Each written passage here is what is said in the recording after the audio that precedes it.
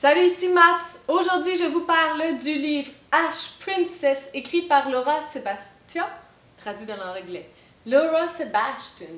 Donc, Ash Princess, en fait, il est dans mes mains parce que j'ai reçu le deuxième tome Lady Smoke en service de presse, sauf que je me voyais très mal lire le deuxième tome avant d'avoir lu le premier tome. Donc, c'est pour ça que j'ai rentré dans cette série à pieds joints. En fait, Ash Princess, je vous dirais que c'est une dystopie parce que j'ai appris récemment, avec les années avec Booktube, que la notion de dystopie, c'est que le peuple ne peut trouver le bonheur. Donc, on a le Kaiser, qui est un peu l'équivalent d'un roi, est un tyran et a tout simplement envahi la région des Astriens, donc l'Astrée, c'est comme ça que ça s'appelle. Avec son peuple, les Calovaxiens, ils ont envahi l'Astrée, ils ont assujetti les Astriens et ils en ont fait leur peuple, tout simplement.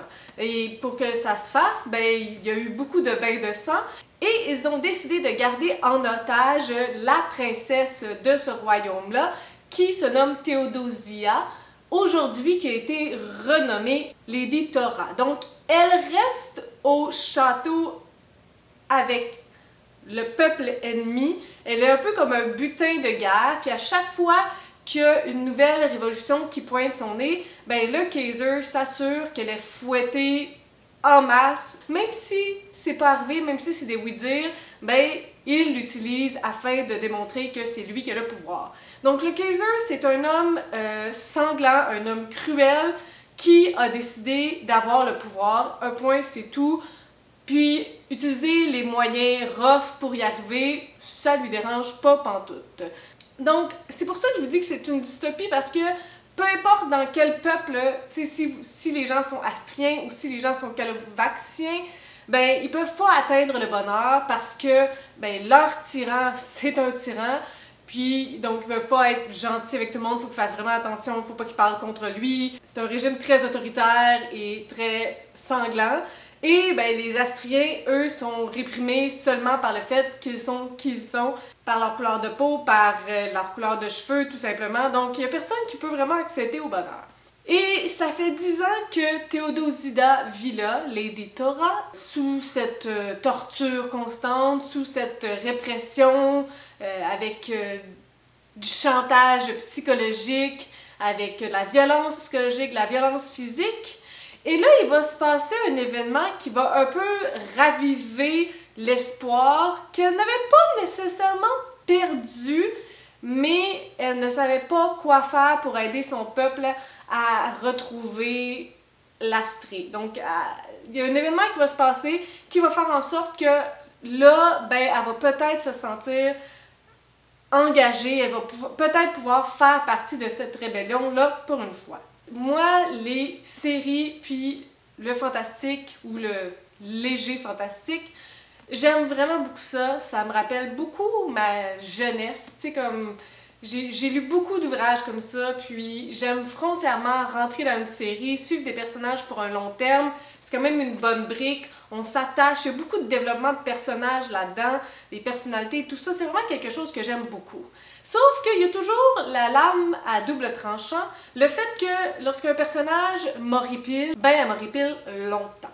Et c'est un peu le problème de notre pauvre princesse déchue, Lady Tora ou Théodosia, qui est la même personne. J'ai trouvé que sa personnalité ne fait ni queue ni tête.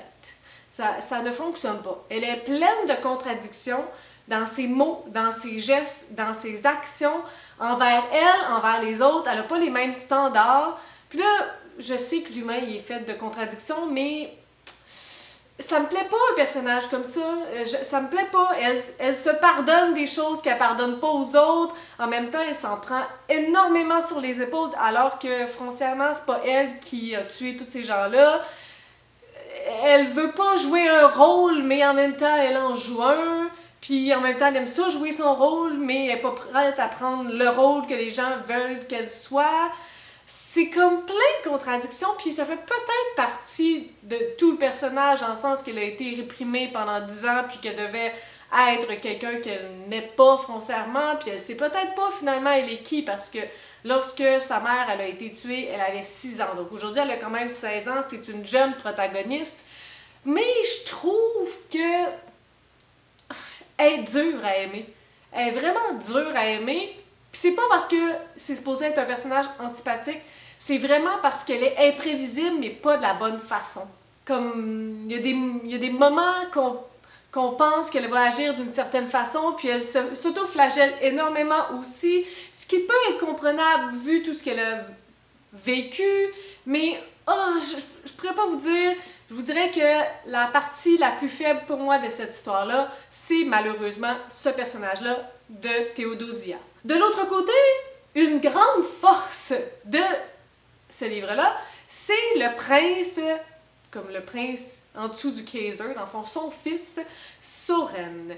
Ce qui n'est pas une histoire complètement hors contexte que il y a une petite romance possible entre ces deux personnages-là. C'est deux personnes qui devraient pas du tout avoir quelque chose l'un pour l'autre, parce que lui, ben, c'est le prince du Kaiser, donc il doit éventuellement devenir, marcher sur les pas de son père, puis il a été élevé par son père, donc on s'attend à ce qu'il soit aussi sanglant, il a été éduqué comme ça, puis il s'encape, puis c'est un calovaxien, donc il y a ces valeurs-là, tandis que elle, ben, c'est un peu la raison opposée, elle, c'est l'otage, donc elle peut pas être amoureuse un peu du fils de son bourreau, ça se fait comme pas, sauf que le personnage de Soren, je trouve que, au contraire, lui, même s'il est pris entre ce qu'il veut faire et ce qu'il doit faire, on comprend le personnage, il est complexe, il est bien amené, mais il est conséquent.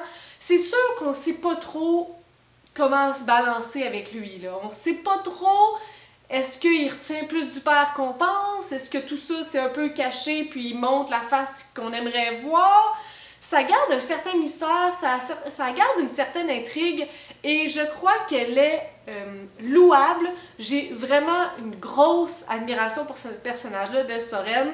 Je dois vous avouer que si il n'était pas entré en jeu à partir genre du tiers du livre, de la moitié, j'aurais désenchanté rapidement parce que dans ces eaux-là, j'avais vraiment de la difficulté à avancer. Puis je vous explique ça pourquoi après, mais ça a vraiment été une grande partie du fait que j'ai continué à tourner les pages et à les dévorer et à les aimer. Maintenant, je vais vous parler de l'action. Parce que, en fait, j'ai trouvé ça vraiment étrange au début. J'avais l'impression que c'était les actions d'un deuxième tome. Tu sais, dans le premier tome, habituellement, on découvre l'univers, on découvre quelles sont les situations qui font en sorte que nos protagonistes ne peuvent pas trouver de bonheur, qui sont pas bien, qu'est-ce qu'on pourrait faire, pourquoi ils sont comme ça. On découvre un peu l'historique des choses. Là, ben oui, mais non. Sauf que j'ai trouvé que ça avait vraiment l'aspect d'un deuxième tome. Donc, on est en préparation à un soulèvement. Donc, il y a beaucoup d'actions en lien avec la parole. Donc, qu'est-ce qu'on devrait faire? Qu'est-ce que tu en penses de ça? On devrait établir tel plan, on va essayer tel plan. Pas sûr que ça va fonctionner. Il y a beaucoup de back and forth verbal, je vous dirais, et peu d'actions physiques. Au total, tu sais, il se passe pas grand-chose hors du château, il se passe pas grand-chose hors de la princesse Tora, puis avec qui elle parle. Donc j'ai trouvé que c'était une drôle d'ambiance pour un premier tome, je sais pas comment l'expliquer autrement, mais j'avais vraiment l'impression que c'était l'ambiance d'un deuxième tome. On se préparait à la bataille qui habituellement est le dernier tome d'une trilogie, tu sais, le tome 3. Donc je sais pas trop, c'était un peu étrange. Un autre élément que j'ai trouvé un peu étrange, c'est le volet fantastique. Et là, je vous avouerai que moi qui aime beaucoup le fantastique, surtout lorsque c'est de manière subtile ou délicate, là, ici on parle de gemmes, de joyaux qui ont des pouvoirs en lien avec la terre, donc le feu, l'eau, la terre et l'air, avec les 4 éléments. Je vous dirais que c'est quelque chose que j'aurais dû apprécier, mais je trouve que c'était tellement pas nécessaire. Je trouve que ça aurait été quasiment meilleur sans ça, sans se donner un prétexte de magie, sans se donner un prétexte de pouvoir. L'histoire, à mon avis, aurait été bonne de manière rough, de manière réaliste, sans ajouter cet aspect de magie qui nous titille un peu tout le temps. Donc, le peuple qui a accès à cette magie-là, c'est le peuple astréen, donc les Calovaxiens n'en ont pas accès, mais il va se passer des choses bizarres. j'ai trouvé que c'était tellement pas nécessaire, que l'histoire n'avait pas besoin de ces éléments-là, que ça apportait vraiment peu de plus, rien de significatif à cette histoire-là. Malgré tout ça, ce qui fait la force de ce livre-là, à mon avis, ce sont les relations entre les personnages. Donc, la relation de Theodosia avec Crescentia, qui est une possible princesse, qui est la fille d'un vraiment méchant dans le livre. Il y a aussi la relation de Theodosia avec Blaise. Et il y a un genre de triangle amoureux qui va se placer et qui m'a vaguement fait penser au livre La sélection de Kierkegaard, pour des raisons un peu similaires, dans le sens que dans la sélection, America connaît Aspen depuis toujours, mais là, elle fait la course pour être promise au prince Maxon, puis elle développe des sentiments pour les deux, puis elle devient un petit peu tout mélangée là-dedans.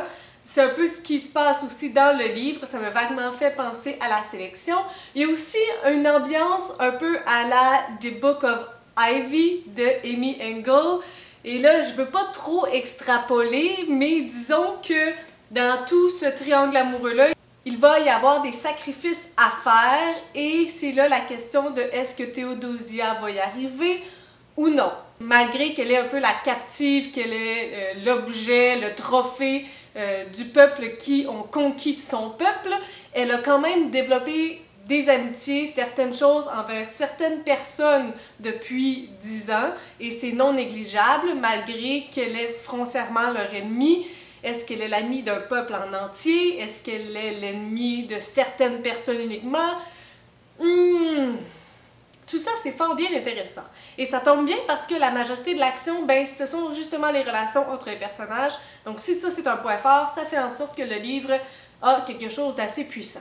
Au final, par contre, je dois vous dire que je me suis vraiment fait emporter par le prince Soren. Une fois qu'il est arrivé et qu'il était vraiment présent dans la majorité des scènes, ou dans l'esprit des scènes, je me suis vraiment fait emporter, puis j'ai tourné les pages de manière super rapide, puis je l'ai terminé en presque une journée. Je l'avais commencé un peu la veille, puis la journée d'après, je l'ai juste terminé, puis c'était pas lourd. J'ai fermé le livre, j'étais comme « Ah, je me rappelais de l'ambiance, je me rappelais de certains moments. » Je vous dirais qu'au final, j'ai terminé le premier tome avec un meilleur sentiment que ce que ma critique pourrait sembler. Donc, je sais pas trop ce que ça veut dire. Ça veut dire qu'il y a des bons éléments, ça veut dire que c'est accrocheur, ça veut dire qu'il y a beaucoup de potentiel, que j'espère que la protagoniste principale va mûrir. Malgré toutes les faiblesses que j'ai ressorties, ben mon feeling, mes sentiments sont majoritairement positifs. Donc, c'est une bonne chose. Sur ce, si vous avez des suggestions, des critiques, des commentaires, n'hésitez pas à le faire en dessous de ma vidéo. Je publie des vidéos à tous les 3 jours. Si vous aimez cette vidéo, n'hésitez pas à mettre un petit pouce ou à vous inscrire à ma chaîne. Et sur ce, je vous souhaite de bonnes lectures!